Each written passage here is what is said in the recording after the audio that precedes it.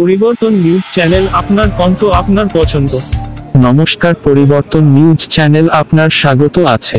নতুন আপডেট জন্য চ্যানেলকে লাইক, সাবস্ক্রাইব ও কমেন্টস করুন। আজকে আপডেট। আজ নতুন বাঙালি সংগঠন নব বাংলা পরিষদ চ্যারিটেবল ট্রাস্টের সদস্যদের সঙ্গে আত্মপ্রকাশ সাংবাদিক সম্মেলন। বাঙালির নাগরিক অধিকার এবং বাংলার ঐতিহ্য সংস্কৃতি সুরক্ষিত করার লক্ষ্যে নিজের উদ্দেশ্য পথচলা প্রকাশ করেন।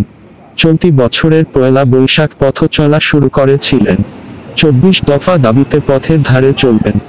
সংগঠনের পক্ষ থেকে উপস্থিত ছিলেন সংগঠনের সভাপতি বিশিষ্ট সাংবাদিক Anindya Chattopadhyay, chief air marshal Arup Raha, DIG BSF Samir Mitra, প্রাক্তন আইএএস দেবাশিস সেন, প্রাক্তন আইপিএস সুজয় চন্দ সহ অন্যান্যরা। বহু বিশিষ্টজনের চন্দ্রানী ভট্টাচার্য, জিনিয়া রায় উপস্থিতিতে অনুষ্ঠান সম্পন্ন করা হয়েছে।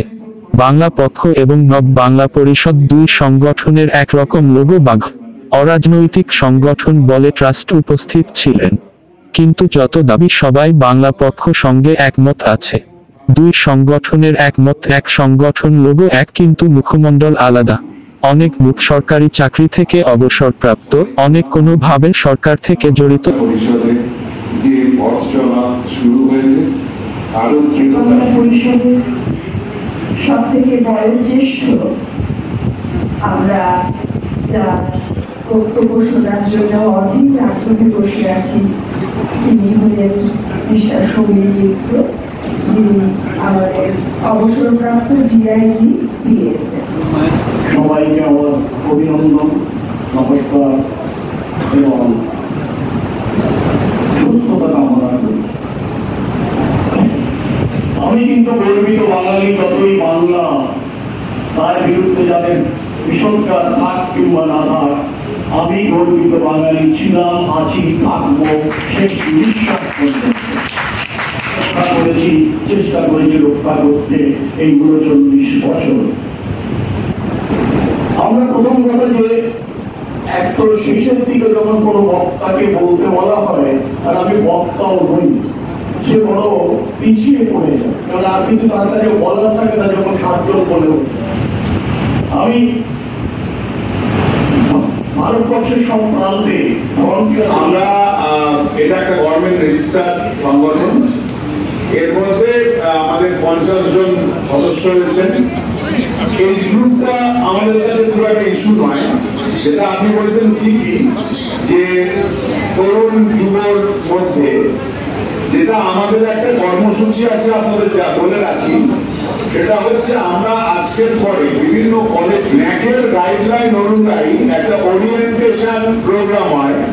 আমরা বিভিন্ন কলেজের অধ্যক্ষদের অনুরোধ করব যে বাংলার ঐতিহ্য, বাংলার গরিমা নিয়ে সেই ন্যাকের একটা ওরিয়েন্টেশন প্রোগ্রাম করবেন। তাতে আমরা আশা করছি যে কিছু তরুণ প্রজন্মকে আমরা উদ্বুদ্ধ করতে পারি।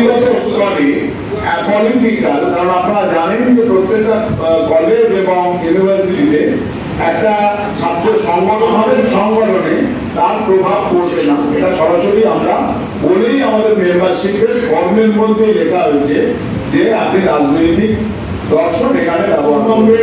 বিভিন্ন জেলার যে মফস্বল শহর, সেখানে তারা বাংলা গান করবে।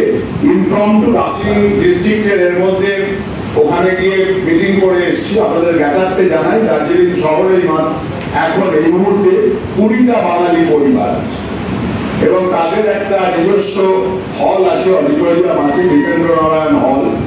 তো সেইখানে আমাদের একটা কালচারাল এক্সচেঞ্জ হয়েছিল এবং সেখানে আমরা একটা দাবি তুলেছিলাম যে এই দার্জিলিং ডিস্ট্রিক্টে যেমন মঙ্গুতে ঐতিহ্যবাহী বাড়িতে যেখানে রবি ঠাকুর থাকতেন, সেটা যেখানে সিস্টার নিবেদিতা সিংমানিতে দার্জিলিং এর স্লাস ব্রিজ দিয়েছেন সেই জায়গা, কাশিয়ামের গীতাবাহারে শরৎবাবুর বাড়িতে যেখানে নেতাজি সুভাষচন্দ্র বোস থাকতেন সেইটা, এবং সবচেয়ে বড় কথা দার্জিলিং মেলে গেলে এখনো বাঙালিরা মেলে যায়, কিন্তু মেলের পাশেই রয়েছে স্টেট অ্যাসাইড বলে একটা বাড়ি, যেখানে দেশবন্ধু চিত্ররঞ্জন দাস।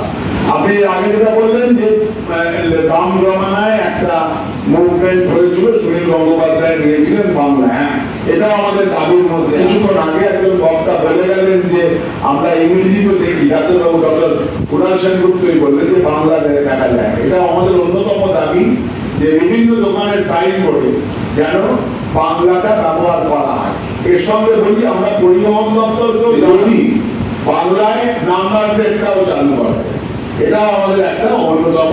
পরে আলোচনা হবে সময়ের সঙ্গে সঙ্গে লোক পরিবহন করেছি একটা, আর একটা মিটিং করেছি শিলিগুড়িতে। মনে হয়েছে শিলিগুড়ি শহরে বাঙালি বিপন্ন, শিলিগুড়ির বাঙালিদের মিটিং করেছি একটা ব্যাংকে, আমি নাম করতে চাই না। এরকম একটা ঘটনা ঘটে যে একজন 82 বছরের প্রবীণ নাগরিক, আমাদেরই শহরের সহনাগরিক, কোনো বাঙালিয়ানা নেই, কোনো বাংলা জাতীয়তাবাদী মুভমেন্ট নেই।